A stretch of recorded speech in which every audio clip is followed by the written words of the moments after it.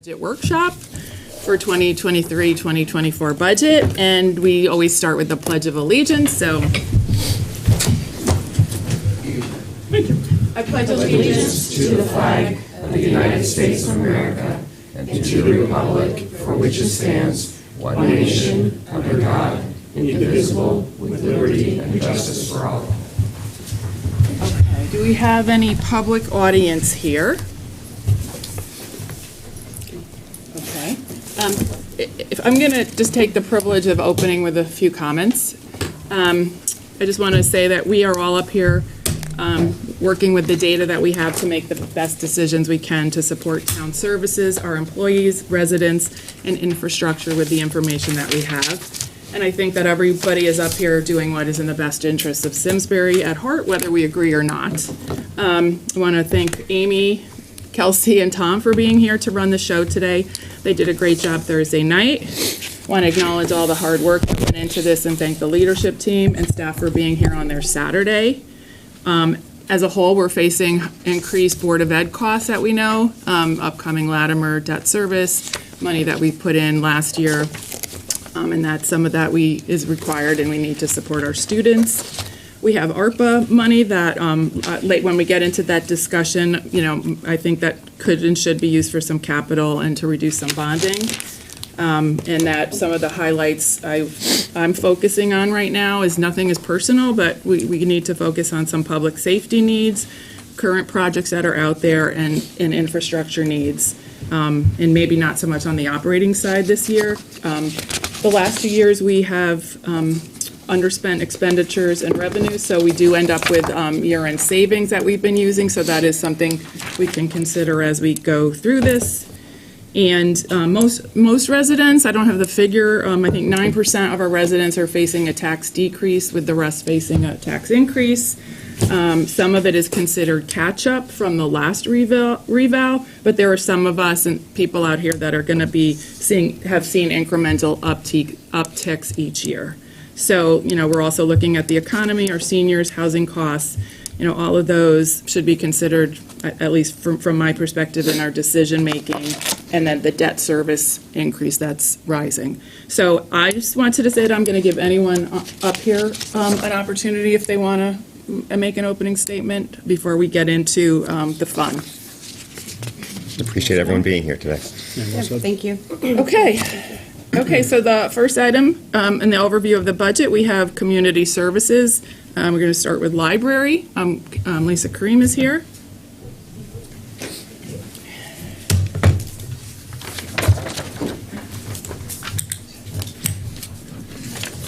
All right, good morning.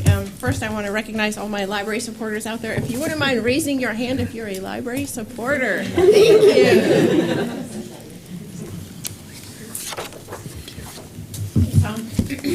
So the library budget, $1,862,766, an increase of 3.4%, or $61,682. I just want to point out that 60% of the community does use the library, whereas the Connecticut state average for library use is only 34%. The other thing that we just recently figured out was that for every dollar invested in the library, you get your return on investment of $5.15. I'm not sure where else in the world you can get that kind of return on investment. But here in Simsbury with your library, that is the return on investment you get for every tax dollar invested. As always, the largest budget driver for the library is salaries. And of course, this year with the minimum wage increase, we have a large increase due to minimum wage. We staff a 43,000 square foot building, 64 hours a week for most of the year, and that is so that the town can have access to our resources and services and programs all those hours of the week. Thank you. So we have an increase to computer software for security.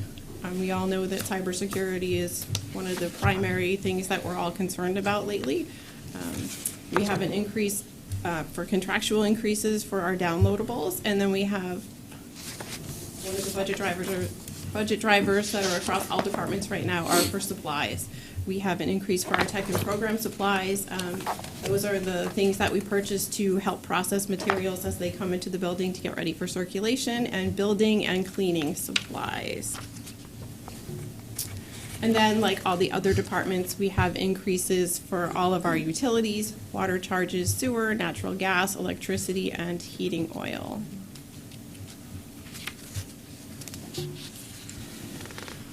So our service improvement is a $4,500 increase to teen reference materials.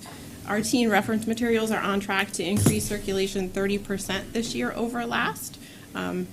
We're lagging currently behind neighboring libraries, neighboring comparable libraries, and how much we spend on teen service materials. And we need to invest in these teen materials because it keeps the teens engaged in using the library. The teen collection is actually one of the heaviest used library collections relative by size in the library. At any one given time, a third of that collection is checked out to someone. So I think that's important to note. Also new to the library with Mary, our teen services librarian, are role-playing games. And she's done a phenomenal job rolling these things out. And role-playing games are things like Dungeons and Dragons. And she has involved the 7th graders all the way up to the high school kids. And she has a high school sophomore right now who actually runs some of the Dungeons and Dragons games. So he's learning leadership skills, he's learning collaborative skills, he's learning team building skills, he's learning critical thinking skills. But one of the success stories are the 7th graders. I mean, I don't know about you, but if you remember being a 7th grader or from your own kids when they were in 7th grade, 7th grade is a hard year. It can be a really hard year emotionally. It can be a really hard year academically, a hard year hormonally. But these kids, when they come together to play Dungeons and Dragons, they're bound by something that's interesting to them. They find camaraderie, and they're building all these skills together. So in support of these role-playing game programs, we are starting to build a collection of materials that circulate to support those programs, so that will be what some of this increase will be used for.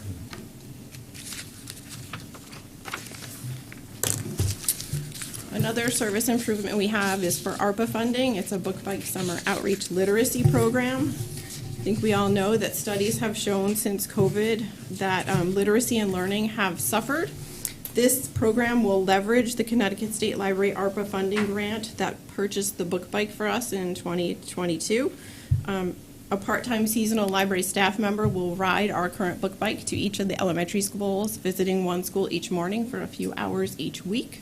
The bike will contain items for the kids to check out. It has a Wi-Fi hotspot, so we can demonstrate library online services. We'll be able to register people for library cards. We'll also have activities for kids to engage in. Obviously, this supports literacy and helps prevent that summer slide that happens every year for kids when they're not in school. And of course, we would use this program to complement any programs that the schools would have during the summertime, because we know in Terriffill they do open the library in the summertime, and we would never want to compete with Marty's programs, but we would want to complement that. And just of note, our book bike was out last summer and engaged with about 2,500 people out in the community over the course of the season. And then one of our CNR projects is actually, this is the 3rd year you're seeing it. It's part of the 4-year replacement plan for our public technology. It's really important that we stay on task and replace our technology on a regular basis, because people rely on our PC workstations to apply for jobs, to complete tests for GEDs, to complete testing online for school. So it's really important that it's up to date. They also... Hold on. Sorry. Sorry, you can re-say that. The entrepreneurs also use it to create their business plans and things like that. So it's important that we have the most up-to-date current technology available for people to use.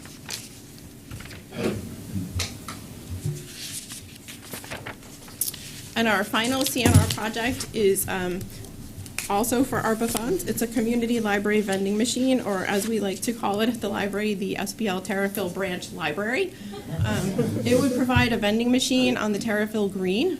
It's for $75,400, and I know that sounds like a scary amount of money, but for the first year investment, that would be $41.65 per Terriffill resident. And in out years, it's $2.21 per Terriffill resident. So if you look at it that way, it's not really such a large amount investment for the return that you're going to get down the road. What's the useful life? Yeah, what's the Yes, can I ask that? lifespan? 10 to 15 years. And would you have the expectation that you'd replace it, or just let it? I Let think it sort of here's what I'm seeing. melt Let in me the ground. let me Yeah, let's- paint you a bigger, larger picture and my aspiration. I think this is a wonderful project as a pilot project to see if there is the opportunity for a physical Terrafil branch library in the future. Maybe that's not 10 years out, maybe that's 20 years out, but I think this would be a good model to see if we could pilot that. So what it does, it contains library materials, and people could borrow them just like you would go to a vending machine and get snacks. You can also return your materials to that machine, so people in Terrafil would never have to come to the physical library. And we know that there are some people in Terrafil that can't get to the physical library here in downtown Simsbury. They can get their library cards issued online, so they don't have to come to the library to get them. The book bike also goes to Terrafil and can issue library cards. It serves as a Wi-Fi hotspot, so it will also make the Terrafil Green a Wi-Fi hotspot. It removes barriers to access to library materials to the people in Terrafil, and it supports early literacy, job seekers, entrepreneurs, economic development, as well as lifelong learning for all of those people in Terrafil who we know have been traditionally underserved. Whenever the library does a strategic plan, we have many, many people respond that they live in Terrafil and not in Simsbury. So this is another way to bring them in. Lisa, what's the demo, like, as far as what would go in the vending machine, is there a specific demographic you're thinking about, or would there be materials applied to different age groups? There would be materials for all different age groups, and then, of course, as they get used, we would see what would be more heavily used. I mean, I would always see that there would be material for different age groups, but then we could see what would be heavily used, and then, err that way, but always have stuff for different age groups, because I think it's important to have something for everyone, just like the library physically here has something for everyone. I have a question. Do you want to go first? I'll let you go first. I was just wondering if you have any data around, from residents in Terrafil of the need or desire for this. I currently do not. Okay. But we do know from doing library strategic plans, as you know, Yeah, being yeah. the co-chair of the prior strategic plan, that people in Terrafil are underserved. I have a couple questions. One says, so this would be a $4,000 operating cost, right? Yes. What about maintenance costs, impact, insurance, weather impact to having a freestanding vending machine that's out there on its own, and security? Those costs are built into that $4,000 cost, Okay. So the ongoing cost that you Yes. see. the operating cost includes security, insurance, maintenance costs, and everything. So who would maintain that? The park, not Parks and sorry, not you. Would you guys maintain? It would have its own maintenance. Sorry. It would have its own maintenance contract, just like the lockers here. Oh, okay. The other question I wanted to follow up on, just related, because you guys, we did the loan locker last year, 2 years ago. Was it 2 years ago? 2 years ago? Yeah. You're applying for podcasting equipment, which is great. We have the book bike. How much use is there on that loan locker right now? Like, are people using that on a regular basis because they're coming off shift and, okay, like full usage? Absolutely. Okay, good to know. In fact, we run out of them sometimes. Okay. What capital do we have coming in the out years in terms of increase of materials and otherwise? Well, materials aren't capital. Well, I mean, they have been in the past, right? When we've asked for an increase outside the operating, we've often used CNR to bump up capital items for. I don't recall using CNR for materials. But I think we've talked about this in the past. Yeah, it was 2 years ago. The digital content are you talking about? The digital It content was and about then 20,000. It's important to continue to increase the materials budget to maintain current materials and collections. Otherwise, your material gets stale and no one's going to want to borrow it. Okay. I guess what I'm looking at, so on the 6-year plan, I'm not seeing anything in the out years from the library other than the co-working space. Is there any smaller items? There's no other smaller capital items coming, no. So next year, there's a zero from a capital standpoint, potentially, from the library? That co-working space has been bumped out 2 years, is my understanding at this point, correct? Yeah. Yeah. It's probably gonna get bumped out 2 more, so. But what I'm getting at is there a better usage for this 75,000 that's coming next year or the year after? As far as, this is a discussion that we can share with Tom Roy wherever he's sitting, because he and I manage the capital of the library jointly, right? From my perspective, at this juncture, we are not looking to expand program space, we are not looking to do things like that, but as far as maintenance on the building goes, that would be something he and I would have to discuss. Well, not only maintenance, but again, like the computers, again, next round of investment from, Well, the You know- computers are part of that technology replacement plan. understood, but we could use this 75,000 towards that, right? There's also ARPA funds, and could we use the ARPA funds for the computer replacement? I'm not sure that they, We can. Yeah, It's all in the general fund. We can use it for whatever we Yeah, want. ARPA funds are really capital reserves funds, according to Amy, so Yeah, we it's took- really we- the same bucket of We money. can use it for whatever. What I'm looking at is this doesn't defer borrowing costs, and are there things coming up that we can defer borrowing? And I also, and just along that thread, I think I'm recognized as not someone who, I mean, I'll invest in things, but just a consideration for a future board is that replacement unit will be $140,000 in 10 years. Right. And the absolute expectation is this town, we don't ever not replace or improve or rebuild something. There's not a thing that we've ever not done that to. So that will be an expectation 10 years, 15 years down the road from a board. It'll be cap, it'll be a cap. It'll be a taxpayer project. Just the kind of thing you gotta well, think about. perhaps there may that's be all. a grant that can fund it. Perhaps a whole bunch of stuff. But I mean, there's things that we have to think about that across anything. You know, Understood. that's all. The book bike, I'm thinking that's gonna be replaced, just, Right. that's all. So what I think about, maybe what Sean is saying, a consideration in light of what Sean is thinking, is there something that's absolutely necessary Right. that you're going to have which will be an easier conversation for you to have a year from now or 3 years from now that you're asking for if you use that money for that type of an event versus a nice to have versus a have to have. That's all. Yeah. Or even elsewhere, Conversation. right? I mean, it doesn't have to necessarily be a library have to have it. Well, if we were 75. talking nice to have versus have to have, I Right. have 2 other service improvements that were not priorities in the Okay. town manager's budget that are broccoli on my plate as opposed to icing on my cupcake. We were moving Oh, I'm going to use that one. Okay. Now you hooked me in. Go ahead. Okay, yeah, let's share those. One of them was an increase to children's programming for 42 something. And the other was an increase to our conference and education budget for $2,000, which I know supporting professional development and retaining and That's true. Yeah.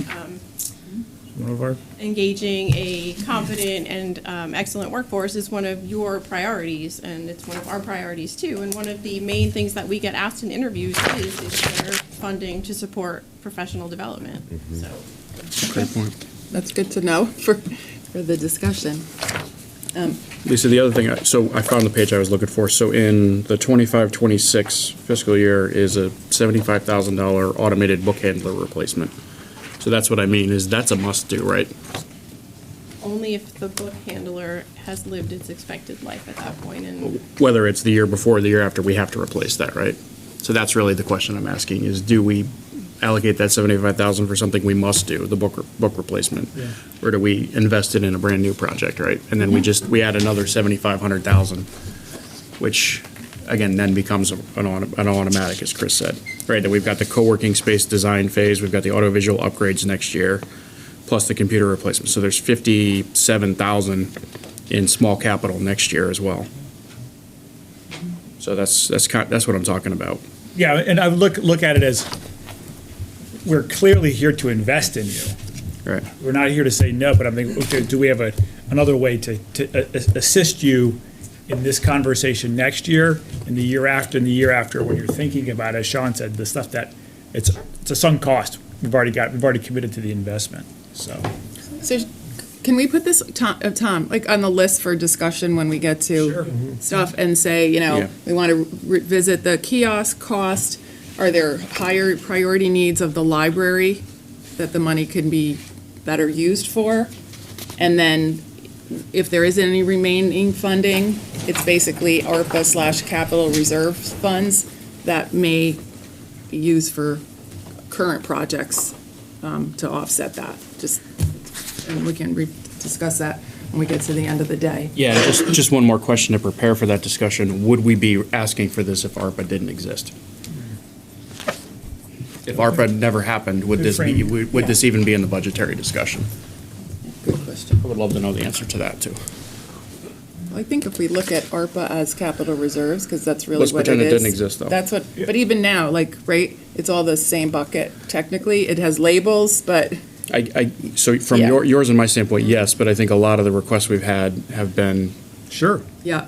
outside the box, which are great ideas, but are they core to what we've been thinking about? And again, if ARPA didn't exist, would we be doing a lot of this stuff? That's a very good perspective. I agree with that. But I think a lot of the ARPA asks actually stem from because the rules around it have changed and Right. over Yeah. time, and so I think a lot of them have come from the initial intent of what we were told would be used for. I think that's where a lot of the requests come from as well. Yeah. Okay. I do think that's a useful framing, but I think ARPA can also present opportunities for us that we wouldn't have been able to otherwise do. And I don't know where I'm at right now, but I just wanted to. I agree. No, that's a good point, because we did that last year. But we're also looking at 6.2 on an increase, Yeah. so. Yeah. Are you through your, Yeah, good question. Oh, I have a question. I did. Last slide. well, I don't want to lose, you know me, it's early ADD already. Okay, so can I just go back to so we had 2373, so 24 head count, end of 22, and where are you thinking of ending this year? So as far as full-time equivalents. Sorry. So you have FTEs of 2373 actual. If we're at full staff. Yeah. We are still down one full-time staff. And who, in what position is that? That BCC coordinator. Okay. We And have offered the position, and the offer has been declined. okay, and did it, so did you previously have a successful hire who also then left, or has it been open this entire time? I'm sorry, No, it has been open this the entire. entire time. Yes, I mean, And as you know, it's not a good time to be hiring full staff. well, any kind of staff, believe me, any staff in any. Challenging. So is it, and is the, around that position, is the need for that position, It's causing a hardship, let me tell you. Okay, It and absolutely is, yes. Staff is overtaxed, for sure. so let me ask you, so it's taking that And down. service is taking a toll, for sure, too. So let me take that down a different, so is the need for the cohort that position specifically would serve equal, greater, or less than when you picked it up? So I understand it's taxing other staff to step out of their lane to no longer serve their cohort. But is the need for the group that it serves as great as it was when you envisioned it? Absolutely, especially coming on the heels of COVID.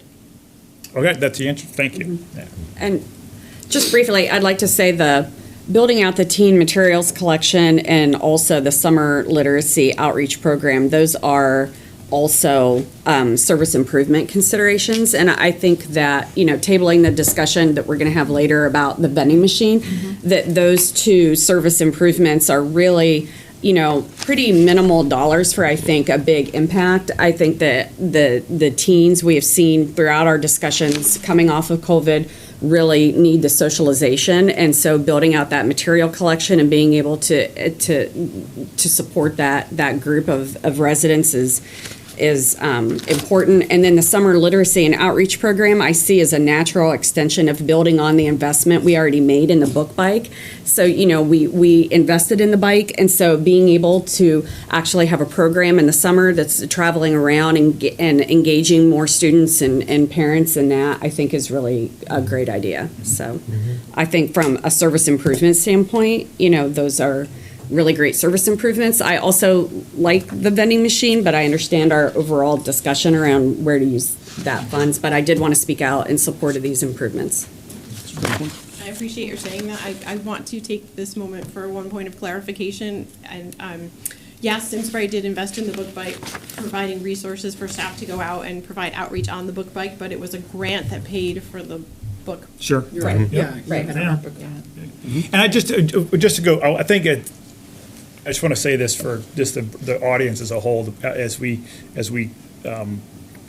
have these discussions around headcount. The reason why I asked that question around the need and the understanding, entering into, I eliminated 2 positions from my organization post-COVID, who prior to COVID, they were absolutely indispensable in my mindset. But after going through COVID, I learned differently, as we all do, right? In the narrative change of the needs of that position. Those people were redeployed elsewhere successfully, but the need was no longer there because I redesigned the business and my understanding of what I thought the business needed and for the future. That's all the concept of that is. And when you have something that's open for that long, quite often you absorb it or you change your direction. You're absorbed the loss of the manpower into someone else, or you reacquaint your understanding of the need for that position in its entirety. The longer it goes unfilled, that's all. And then one other question: I'm assuming that that any time that security for software, and I don't doubt this is a need, but anytime that something we see a line item like that goes through. Rick's not here, but I mean IT. Yes. Okay, and then that's a collaboration between Rick or between Tom or whichever. Okay, Yes. so it's not an independent No. determination or No, it's just that we're evaluation. paying for it. Okay, perfect. Thank you. Can I just speak to your prior comment Yeah. about the position? I can assure you that we have had many, many conversations, both in-house at the library and here with administrative staff, and also with an executive coach to determine if that position is still needed, warranted, important to the library as a whole, as well as the community, and we have all determined that it is. Well, I would just add one thing. I like what Chris said, but, and just for the public, like, we're not trying to slam the library, but we also have 2 requests for other service improvements for 2 other positions, one for Parks and Rec, one for Public Works. And to me, do you look at all 3 of those as to which is the most critical to providing the most services to the community? And maybe, when we get to those discussions, you look at all 3 positions. This position is It's not not part a of the- service it's not a- improvement. it's not No, a- I understand it. What I'm Which is just saying is, conceptually the adding of human. Yeah. or we're taking Reduction. away this Correct. piece and adding another If position. it's perpetually where it's unfilled, can we fill somewhere something else to more get the benefit? critical. Right? Thank you. That's what you're trying to say. Thank you, that Right. was. Yep, that's a good point. Thank you. Okay. I think we asked a lot of questions. Just a quick thing on the summer outreach book bike. I still have the concern, the bike can drive to Terrafil. Is that true? It's gone to Terrafil numerous times, yes. And we put it in your truck and drive it up? Oh, you just put it in a truck? Okay. No, we drive it, we ride it. Okay, did the police stop traffic? No. It goes successfully on its own. Okay, and the program runs from June through August? Is that the, Would probably run July through the middle of August. okay. And is it 5 days a week at once at each school? Yes. Okay, July through mid-August. Okay, great. Thank you. Well, at some point, Orlando's going to build us a path, right, Tom? Yeah, along the river. Who built the path? We know the real. We know the real. I'll maintain it. We know the real workers. Staying in lanes. Tom, can you get the org chart, please? Okay, do you guys want chairs? No, You sure? it's too much fun just standing here watching you guys. We'll ask again at 2 this afternoon. Okay. Oh, good, you're smart. Okay, any more questions, discussion for now on the library? No, looks good otherwise. Okay. I'll take this last opportunity to thank all my library supporters for coming. Yes. Thank you for being here, guys. Thank you. You're an immense organization. We could, you want to take a, Okay. okay, you want to do a 5-minute, 5 minutes